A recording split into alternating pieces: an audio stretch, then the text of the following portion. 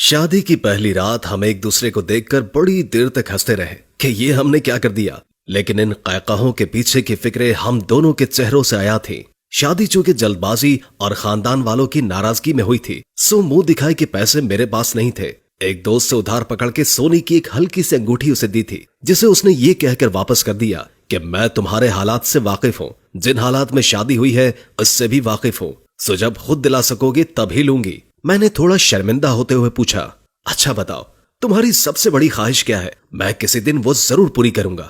اس نے کچھ دیر کے بعد کہا، زندگی میں دو ہی خواہشات کے لیے اللہ کے سامنے گڑ گڑائی ہوں، ایک اپنا گھر ہو، چاہے وہ بہت چھوٹا سا ہو لیکن اپنا ہو، اور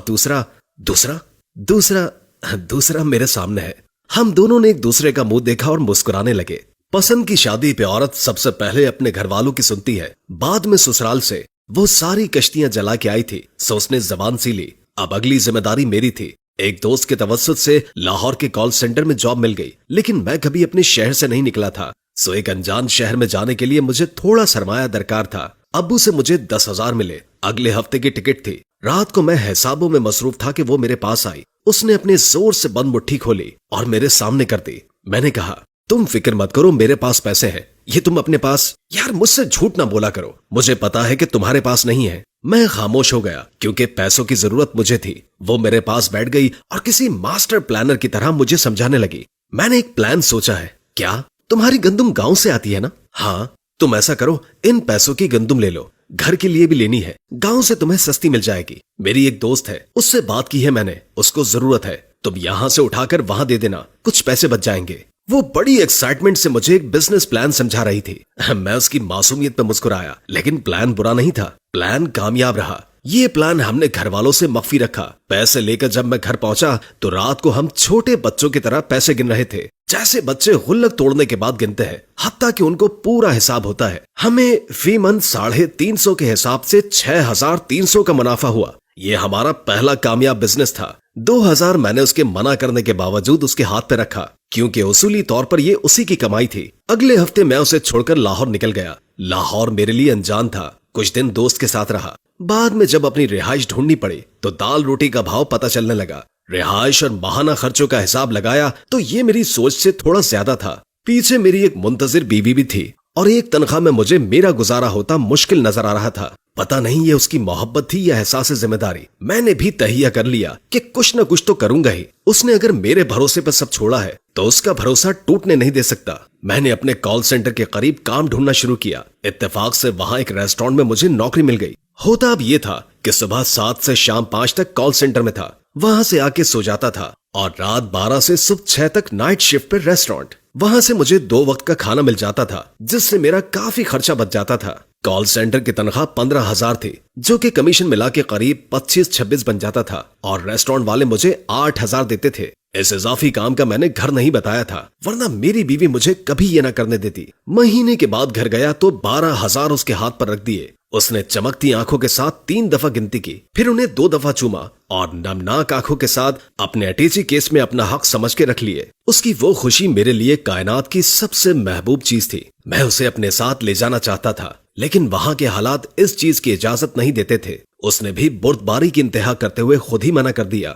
اس کی دعائیں تھی یا اس کا رزق۔ 2 ہی ماہ میں مجھے ایک فرم میں نوکری مل گئی۔ یہاں میری تنخواہ 40,000 تھی، جو میری سوچ اور ضروریات کے حساب سے کافی زیادہ تھا۔ محنت کی عادت تو مجھے پہلے سے ہی تھی، سو فارغ وقت میں نے ایک پیکنگ کمپنی میں نائٹ شفٹ پر نوکری کر لی۔ یہ کام ریسٹورانٹ سے کافی بہتر اور صاف ستھرا تھا، اور تنخواہ بھی مناسب تھی۔ اس نوکری کا میں نے اسے نہیں بتایا تھا کہ اسے سرپرائز دوں گا۔ اس دفعہ میں 2 ماہ کے بعد گھر گیا، اس کی سالگرہ تھی، اور گھر والوں کے سامنے ہم انتہا کے میسنے تھے، ان کو کچھ بھی نہیں بتاتے تھے۔ سالگرہ پر ایک چھوٹا سا کیک ہم 7 لوگوں میں تقسیم ہوا۔ رات کو جب ہم کمرے میں اکیلے ہوئے تو اسے ایک ڈبہ پکڑا دیا۔ اس نے خوشی اور حیرت سے اسے الٹ پلٹ کر دیکھا اور پوچھا، کیا ہے اس میں؟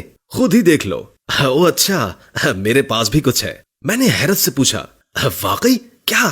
اس نے اپنے اٹیچی کیس سے ایک چھوٹا سا ڈبہ نکال کر مجھے دے دیا۔ پہلے اس نے اپنا ڈبہ کھولا تو خوشی کے مارے اس کی ہلکی سی چیخ نکل گئی۔ یہ ایک اینڈرائیڈ سمارٹ فون تھا۔ اسے فوٹوگرافی اور برانڈ سرچ کرنے کا خط تھا، جسے وہ دوستوں کے موبائل سے کبھی کبھار پورا کر لیا کرتی تھی۔ اس نے جلدی جلدی اسے نکالا، آن کیا اور کہا، لیٹس ٹیک اے سیلفی۔ اور یہ ہماری ایک ساتھ پہلی باقاعدہ فوٹو تھی۔